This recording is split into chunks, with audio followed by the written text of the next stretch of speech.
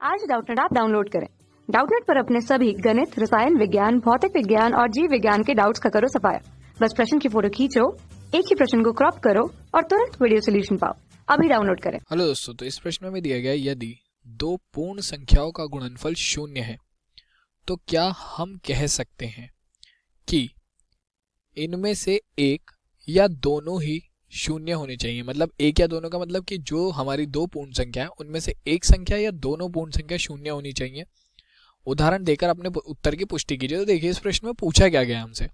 इस प्रश्न में हमसे कहा गया कि अगर हम दो पूर्ण संख्याओं को गुणा करें, ठीक है, तो उनका गुणनफल शून्य है, तो क्या हम ये कह सकते हैं कि अगर हमारी दो जो प्राकृत पूर्ण संख्या है जिनकी हमने गुणा करी है उनका जिनका गुणनफल शून्य आया उनमें से एक या दोनों ही संख्या शून्य है तब उनका गुणनफल शून्य आया। इसकी हमें उत्तर की पुष्टि देनी है। तो देखिए, हाँ, हम ये कह सकते हैं कि अगर दो पूर्ण संख्याओं का गुणनफल शून्य है तो उनमें से एक या फिर दोनों ही संख्या शून्य होंगी। क्योंकि अगर मान लीजिए हमारी P और Q, P व Q पूर्ण संख्या है, ठीक है, जो कि P भी हमारी बराबर नहीं है जीरो के और Q भी बराबर नहीं है जीरो के, ठीक है। तो P गुणा Q बराबर आएगा हमारा PQ, जो कि खुद में एक पूर्ण संख्या होगी। क्योंकि जब दो पूर्ण संख्याओं की गुणा की जाती है तो एक पूर्ण संख्या ही आती है हमारे पास। जैसे कि अगर हम उदाहरण ले तो एक गुणा दो अगर मैं करूं तो क्या होगा, एक गुणा दो दो होगा जो कि खुद में एक पूर्ण संख्या है, ठीक है।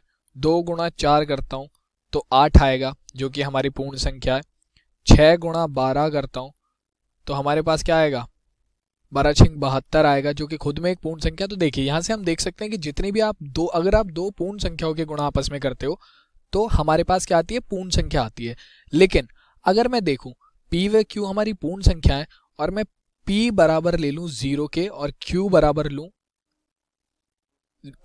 ना हो जीरो के, तो P बराबर जीरो है तो जीरो गुणा Q बराबर हमारा क्या आएगा, जीरो आ जाएगा। यानी कि अगर मैं दो पूर्ण संख्या है और उसमें से एक का मान जीरो है, ठीक है, और उनकी गुणा करता हूं तो हमारे पास क्या आ जाएगा, जीरो। या फिर अगर मान लीजिए मैं ले लेता हूं हमारा P बराबर तो पूर्ण संख्या है, P बराबर नहीं है जीरो के और Q बराबर है जीरो के, तो इस बार हमारा क्या आ जाएगा, P गुणा जीरो बराबर क्या आएगा, जीरो। तो इस स्थिति में भी जीरो आ रहा है, ठीक है। या फिर हम P भी बराबर ले लें जीरो के और Q भी बराबर ले लें जीरो के, यानी कि हमारी दोनों ही पूर्ण संख्या क्या है, जीरो है। तो जीरो गुणा जीरो हमारा क्या होगा, जीरो हो जाएगा, ठीक है। इसका मतलब क्या है, इसका मतलब ये है कि यदि दो पूर्ण संख्याओं का गुणनफल शून्य होता है तो उसमें से या तो एक या फिर हमारी दोनों ही पूर्ण संख्याएं शून्य जरूर होंगी, ठीक है ना। क्योंकि अगर दोनों ही संख्या हमारी कोई पूर्ण संख्या जीरो नहीं हुई यानी कि कोई पूर्ण संख्या हुई अलग पूर्ण संख्या, जैसे कि मैंने आपको यहाँ उदाहरण लेके बताया था, तो उनका गुणनफल शून्य नहीं आएगा, उनका गुणनफल कोई ना कोई पूर्ण संख्या ही आएगा।